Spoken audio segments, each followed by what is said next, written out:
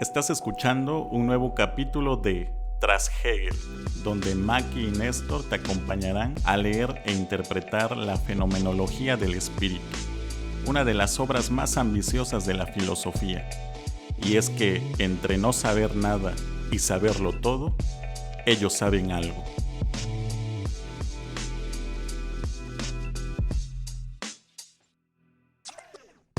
Hola, bienvenidos a un nuevo capítulo de Tras Hegel, el primer podcast de filosofía en español, donde leemos e interpretamos la fenomenología del espíritu de principio a fin. Yo soy Maki. Y yo soy Néstor. ¿Y qué vimos en el capítulo anterior? El capítulo anterior analizábamos la noción de representación con respecto a la ética kantiana, la moralidad kantiana, y criticábamos con Hegel la imposibilidad de esa realización de la moralidad. En este capítulo vamos a iniciar el apartado B, la deformación, y también vamos a leer la sección 1, las contradicciones en la concepción moral del mundo.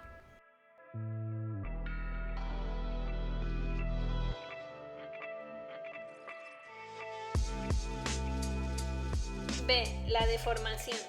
En la concepción moral del mundo vemos, de una parte, a la conciencia misma crear conscientemente su objeto.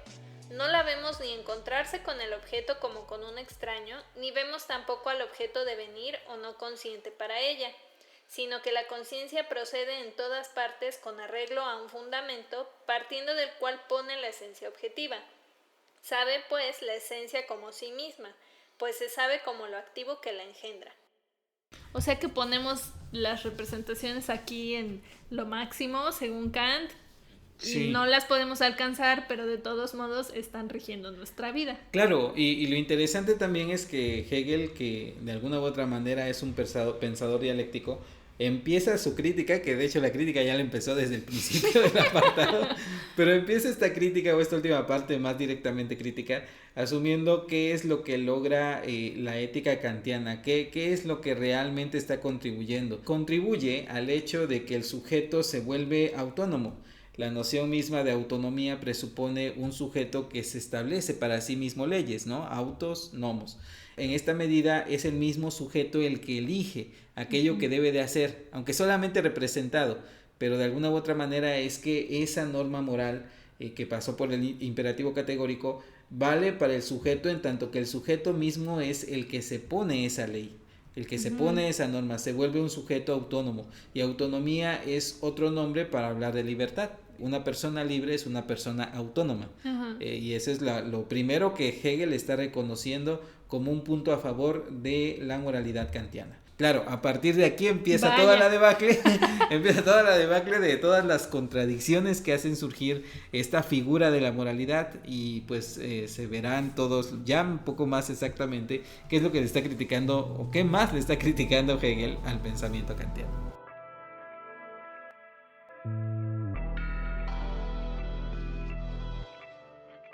Uno, las contradicciones en la concepción moral del mundo. La concepción moral del mundo no es, por tanto, de hecho, otra cosa que el desarrollo total de esta contradicción fundamental con arreglo a sus diversos lados. Es, para emplear una expresión kantiana, aquí donde mejor cuadra, toda una trama de contradicciones carentes de pensamiento. Pues ¿qué dice Hegel además de estas palabras tan... O sea que es lo que decíamos, ¿no? A veces Hegel es, pues sí, incomprensible y lo que quieras, pero sí, son palabras así neutras, ¿no? Pero aquí sí es, no, qué barbarie, cómo me aturde Kant.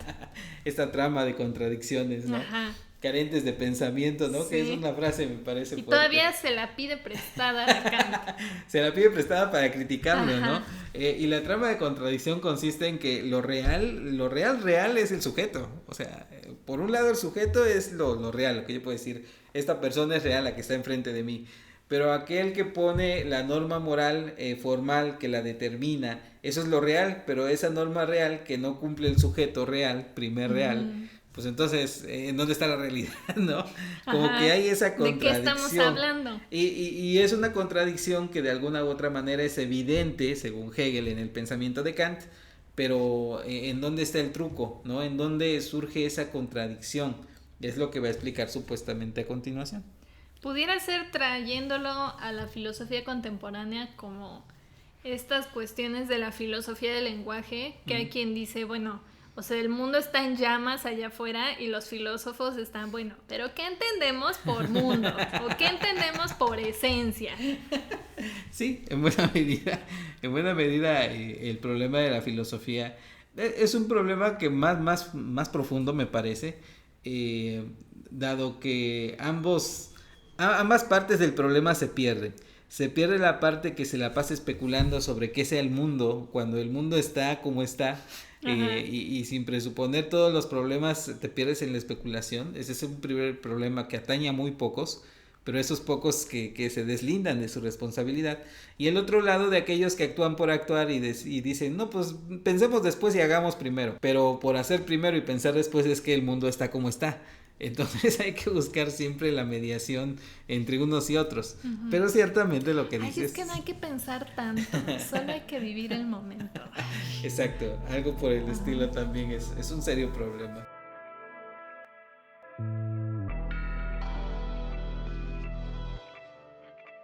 Al mismo tiempo, el cumplimiento de la acción es para la conciencia, es la presencia de esta unidad de la realidad y del fin. Y como en la acción cumplida la conciencia se realiza como esta conciencia singular o intuye la existencia como retornada a ella y el goce consiste en esto, tenemos que en la realidad del fin moral se contiene también al mismo tiempo aquella forma de ella que se llama goce y dicha. ¡Qué interesante! Este párrafo está muy bonito. Sí. Porque de comprensible. Sí, sobre todo porque de alguna u otra manera estas críticas a esta formalidad de la ética kantiana, que es demasiado universalista, que es demasiado abstracta, encuentran su contraparte en aquellos que de alguna u otra manera están retomando a Aristóteles por un lado y a Hegel por otro. Y es este Hegel precisamente, es el Hegel de la eticidad, de la Sittlichkeit, o algo por el estilo. Pero el punto clave aquí es el concepto de fin, ¿no? Que está subrayando mucho la cuestión del fin. El ser humano actúa con respecto al fin y busca la dicha y el goce, ¿no? Goce y dicha, que lo subraya. Porque es algo que se pierde la ética kantiana, la moralidad kantiana, porque por esta abstracción como que se separa, o sea... Cuando sí, que decíamos que la dicha iba a ser pues como un añadido, pero ni se te garantizaba ni era lo que tenías que buscar al buscar actuar moralmente. Claro, pero entonces la moral tiene que surgir en un doble momento o en un momento posterior, cuando debería de estar acorde con la misma naturaleza del sujeto. Hay una cuestión que después subrayarán autores como McIntyre precisamente y Charles Taylor y demás, pero bueno, el punto es el siguiente. La ética clásica presuponía 3 momentos del obrar moral: una naturaleza no educada, primer momento; segundo momento, una norma moral; y tercer momento es el momento del fin. El fin puede ser el cielo, el paraíso, el bienestar, el sentirme bien. Entonces, cuando yo obro caritativamente, yo me puedo sentir bien y lo hago por ganar el cielo. Pero entonces... Pero no cuenta, dijeran los ateos. Y allende el ateísmo, Kant diría que no cuenta también, porque lo estoy haciendo por ese fin. Y no por el deber. Claro, pero entonces la moralidad desde este punto de vista, desde el punto de vista de Hegel, o tal cual como estamos tratando de describirla aquí, implica el todo, implica esos 3 momentos, implica tanto una naturaleza que se debe de educar moralmente, unas normas morales que hay que seguir y el fin importante hacia el cual tendemos, sin el cual no tiene sentido todo lo demás. Y cuando tú quitas el fin y te quedas con una naturaleza educada, la norma moral se convierte en deber y obligación. ¿Quién quiere obrar moralmente por obligación? Que sí es una contradicción importante en Kant. Pues nadie, porque le estás poniendo losas demasiado pesadas. Y si es por obligación, entonces tampoco cuenta, ¿no? También en cierta manera como que nadie si puede... Si te lo tengo que pedir, ya no lo quiero. Exacto. Es también como el camello de Nietzsche, ¿no? El llevar el deber ser a cuestas sería demasiado pesado, es una vida muy difícil. Entonces, esta crítica sí me parece más efectiva, me parece más brillante en este argumento. Es Hegel siendo Hegel, diciendo con todo el fuego de su interior, diciendo, ¿por qué no vamos a ser felices? O sea, sí, pero nuevamente, o sea... ¿Por qué interrumpen mi felicidad? Pero ese es el punto que yo veo contradictorio dentro ya de un mundo plural y sin el espíritu absoluto, porque tenemos distintas maneras de buscar el fin, que es la felicidad. O sea, el cristiano, tú lo mencionabas, el católico lo busca de una manera, el ateo de otra, el budista de otra, el musulmán de otra. Ok, idealmente sí, pero cuando converge en una misma sociedad y todos están chocando así en sus fines, debe de haber un punto imparcial que es de nuevamente kantiano. Pero entonces entra esta discusión que yo me acuerdo mucho cuando veíamos, creo que filosofía latinoamericana, no sé por qué estábamos hablando tanto de los valores. Sí. Que era como de, bueno, ¿el valor vale en sí mismo o porque la sociedad lo ve valioso en ese momento, ¿no? Entonces no valdría la pena preguntarse, bueno, independientemente de la religión o tal, hay cosas que son buenas porque son buenas siempre, ¿no? Sí, claro, y entonces pero... un sistema de creencias, independientemente de las, ¿qué será?, minuciosidades a lo mejor de la práctica en el día a día, pues todas están buscando lo mismo, ¿no? ¡Ay, qué comédica soné!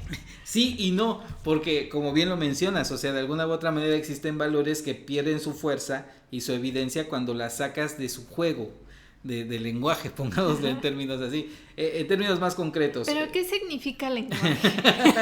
Por decirlo, el valor del sufrimiento y el valor de la abnegación tienen un sentido muy fuerte, muy claro dentro de concepciones religiosas. Saca esos valores de las concepciones religiosas que los presentan y pierden su significado o no lo tienen así. Igual, o sea, una persona agnóstica o atea dice, ¿para qué quiero sufrir? O incluso, ahorita tuve un flashback de guerra, incluso vuelven a la sociedad pero sin el tinte religioso, porque hace unos meses, sí, creo que sí fue meses, hubo uno de tantos pleitos entre las feministas, era entre las madres y las no madres, ¿no? Y entonces que bueno, quien no tiene hijos no conoce el amor y así. Y llegó un punto en el que el team mamás de pronto ya decía así como de, es que sufrimos, y hubo un tuit muy famoso así como de que a mí me abrieron como un pollo para quitarme la criatura, entonces como que eso te hacía más valiosa, y entonces el team sin hijos era así como de, pero ¿por qué estás basando tu valor en el sufrimiento que pasaste, no? Claro, fue un chilaquil, yo no sé en qué se quedó, sí, pero ahí se ve cómo estos pues, valores van regresando así. Sí, yo entendería que se secularizan, aunque pierden de alguna u otra manera esa fuerza, y bueno, creo yo, lo que está de trasfondo ahí sigue estando una mentalidad judeocristiana, de la cual no nos podemos desprender del todo, o sea, porque sufrimiento, pecado y demás, aún la persona más secular en Occidente tiene esa impronta grabada en sí misma, de alguna u otra manera, y lo secularizas, lo racionalizas y demás, pero pues es un trasfondo que es difícil de quitar, creo yo. Lo cual no es bueno ni malo, o sea, ahorita no estamos juzgando moralmente. No hay escapatoria, en este mundo. Pero Hegel nos lleva a pensar todo eso. Me parece que ahí está también lo valioso de repensar a los autores tras 200 años de historia, un poco más, porque siguen diciéndonos cosas importantes y seguimos discutiendo bajo sus mismas categorías. Ay, qué hermoso es Hegel, qué hermoso es este podcast.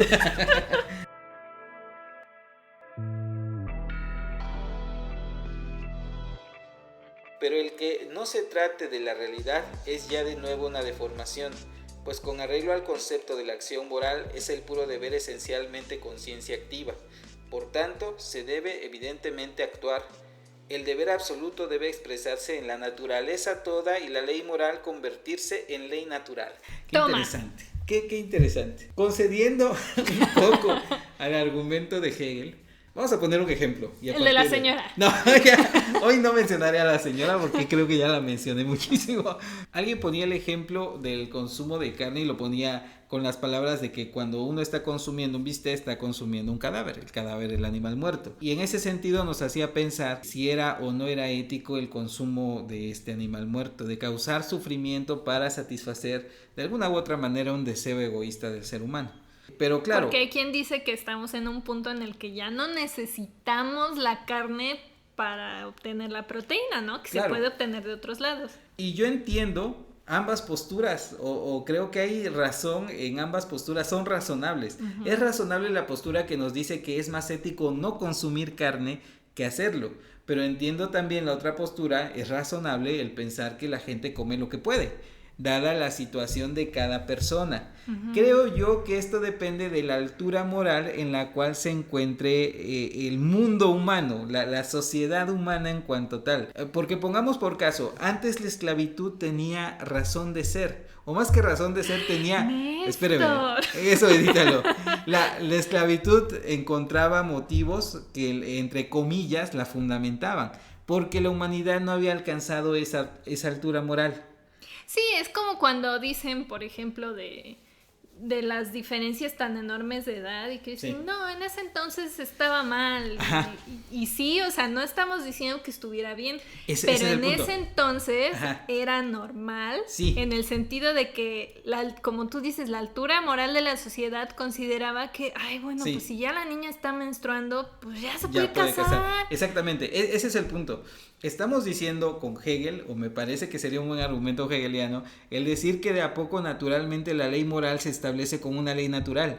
Ahorita ya nadie pudiera defender la esclavitud con un argumento que pareciera viable, porque no es viable, porque sabemos que la libertad de un ser humano no puede cederse ante nada por la dignidad de la persona humana. Y llegará el punto, esperemos, en donde el consumo de carne sea algo prohibido, pero no porque se establezca moralmente, mejor dicho, no porque legalmente se establezca o no porque tengan que forzarnos, sino porque es algo que resulta natural. Sí, y lo veíamos hace muchos capítulos, que este tipo de cambios no son de la noche a la mañana. Eso. O sea, las feministas de los años 20 que se iban a poner a decir, sí, viva el aborto gratuito y no sé qué, cuando ni siquiera podían votar, ¿no? Claro, exactamente. Entonces vas avanzando de a poco y que no estamos diciendo, ay, los dueños de esclavos era nada más, pues, como que eran sus circunstancias y sus categorías. Claro, o sea, decididamente están en el lado equivocado de la historia. Claro, efectivamente. Pero como humanidad no estábamos lo suficientemente lejos de eso para ver que estaba mal. Claro. Hasta que se estuvo en el momento de ver que estaba mal. Claro, y curiosamente incluso Hegel está un poco siendo condescendiente con la conciencia individual de cada cual, porque es muy difícil quizás hacerla de héroe y vivir con este deber ser a cuestas, sino que naturalmente deviene la sociedad misma hasta que haya una coincidencia entre el deber moral o la ley moral junto con la ley natural, que se nos presente de una manera normal. Ajá, como esto de la carne, a lo mejor tú y yo como que ya decimos, no, pues es que sí tienen razón. Nos hace pensar, veganos, ¿no? al o sea, menos. Como que, pues sí, o sea, todo lo que dicen tiene sentido. Tiene sentido, sí.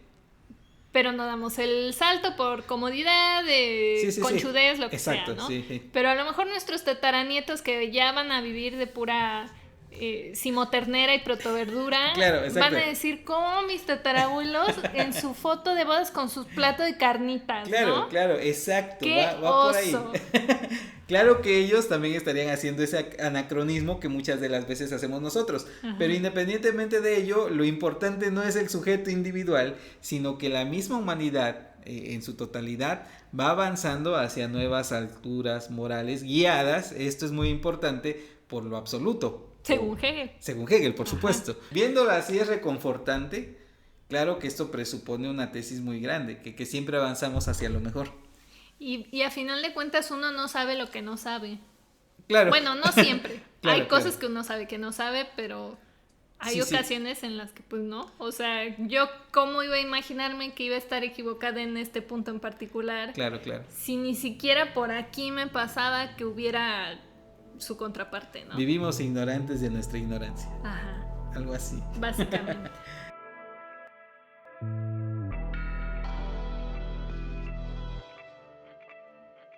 El postulado de la armonía de la moralidad y la realidad, una armonía puesta por el concepto de la acción moral de ponerlas a ambas en consonancia, se expresa, por tanto, también desde este lado. Puesto que la acción moral es el fin absoluto, resulta que el fin absoluto es que la acción moral no se dé para nada. Pues no es como que mientras estás actuando, no estás, a menos que seas una señora católica de clase media, cuando estás actuando, no estás actuando pensando en qué es lo más moral, ¿no? Sí. Es como lo que decían en el coloquio en el que estuvimos, que la moralidad no va antes del actuar, sí, lo que va antes del actuar es el conocimiento, tú conoces el mundo, actúas y ya con base en cómo se actúa, etcétera, y dices, bueno, esto es moral o no. Porque de otro modo, actuar con la moralidad por delante es así como mojigato. Te vuelves así muy escrupuloso. Sí. Porque estás pensando, ¿qué es lo moral? ¿Y qué es lo bueno? Y tal. No, pues realmente uno actúa. Uno actúa. Con una expresión que a mí me choca, pero pues uno actúa conforme a sus categorías. Y ya a lo mejor después, o incluso en el momento dices, bueno, me estoy adhiriendo a la moralidad o no, pero no, o sea, no es algo que traes aquí al frente mientras estás actuando. Claro, sí. Si según Hegel hay un progreso en la historia, en el pensamiento, etcétera. Sí. Ahora sí que como los catecúmenos va a llegar a un punto en el que ellos no pecan, va a llegar a un punto en el que como sociedad ni siquiera nos vamos a preguntar qué es lo moral. Sí. Porque siempre vamos a actuar de forma moral. Pero sí, ciertamente ya caigo en la cuenta. Este primer comentario que hacías, cuando estamos constantemente preguntándonos, ¿no? Tienes razón, o sea... Estoy de acuerdo con esa perspectiva. Si tú te estás... No, es que si no te estás preguntando y de alguna u otra manera como que estás disociando. Cuando el ethos, originalmente el ethos es la costumbre. O sea, una costumbre es algo que de hecho no se cuestiona. El giro crítico de Kant, en el momento en el cual hay un momento reflexivo del por qué debo de hacer lo que debo de hacer, ya presupone que la norma está puesta en entredicho. Que ya no es natural hacer lo que se supone que debería yo de hacer, y dices, es que eso no lo puedo hacer, y no lo puedo hacer por todo lo que implica, o sea, porque yo ya tengo adherido a mi propio ser, que esto que estoy haciendo está bien o está mal, ¿no? Y ciertamente, o sea, ahí donde se cuestiona es que algo anda mal. De hecho, la ética del deber ser presupondría que en la sociedad algo está mal. El que truena cohetes, mientras está ahí tronando los cohetes, no está, ¿será correcto o será incorrecto? A lo mejor después que descubre todo lo que provocan los cohetes, ya es como de, híjole, pues, yo creo que lo mejor es que ya no lo haga. Claro. O a lo mejor dice, ¿saben qué? Me vale y yo voy a tronar todos los cohetes que quiera. Claro, sí. Pero esa evaluación se dio ya después. Claro, posteriormente. No mientras está con la paloma en la mano.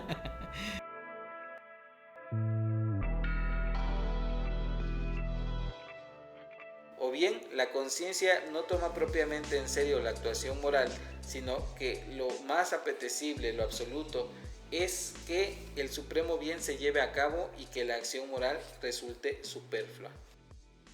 Para verlo en el proceso creativo, la gente que se paraliza por hacer las cosas perfectas y entonces no hace nada porque no va a ser perfecto. Tú haz las cosas y ya. O sea, hecho es mejor que perfecto. Es cierto, ¿no? Hecho es mejor que perfecto, y la filosofía no tendría que estar buscando la edificación, lo que hemos estado repitiendo con Hegel. No se trata de que la filosofía, según Hegel, establezca qué es lo que se deba de hacer o no se deba de hacer, sino simplemente cuidar cómo va avanzando a través de múltiples error y acierto la sociedad hasta llegar a nuevas cotas de altura moral, pero que salgan naturalmente, ¿no? Que sean lo más normal, la normalización, pero de lo bueno, pudiéramos decirlo. Normalicen actuar moralmente. Dijera Hegel para la chaviza, básicamente. Pero claro que esto es apostar a lo absoluto, que es así como que el tema de que y saldrá bien el experimento. Es como cuando en el cristianismo decimos así, yo me abandono a la voluntad de Dios. Y así. Es eso. Pues es mucho abandono al absoluto.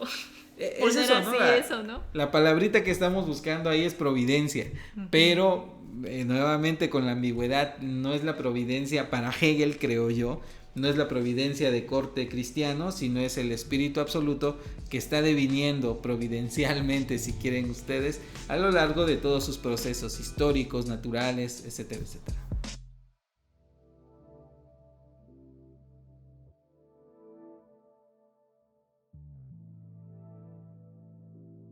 Vamos a dejarle hasta ahí por esta semana. ¿Qué nos tiene que quedar claro? Tiene que quedar claro nos tiene que quedar clara la noción de eticidad, o al menos algún atisbo de la noción de eticidad que Hegel está construyendo en contraposición de la moralidad kantiana. Nos escuchamos dentro de 15 días para continuar con la sección 2, la disolución de la moralidad en su contrario.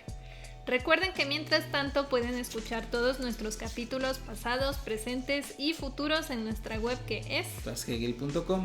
Estamos en Spotify, iTunes, YouTube, Stitcher, donde sea que escuchen podcast, ahí estamos. Y también estamos en Facebook, Twitter e Instagram como @trashegel. Encuéntrennos, coméntenos y compártannos para llegar a más personas. Y si les gustó lo que escucharon, pueden invitarnos un café en Coffee. Todos los links están en la descripción. Yo soy Maki. Y yo soy Néstor. Hasta entonces. Nos vemos.